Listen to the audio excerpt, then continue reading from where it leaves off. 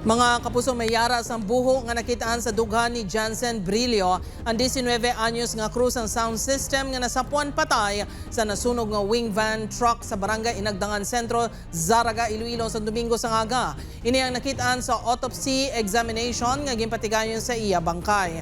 Apang hindi pa madeterminar sa Zaraga Police kung ano ang nagtuga sa buho. Hindi pa man mahambal kung ang kamatayon ni Jansen ang natabo antis ukon sa tion na sang pagkasunog sang truck. Bangod sini, hindi pa makumpirmar kung may foul play sa kamatayon sini. Nagahulat pa ang Zaraga Police sa mangin resulta sa investigasyon sa BFP. Apang sang ginpakigangutan sa news team, ginpahayag sa BFP nga wala pa sang konklusyon ang ila investigasyon. It's either caused na siya sa mga hard objects or pwede man siya maging gunshot wound, stab wound.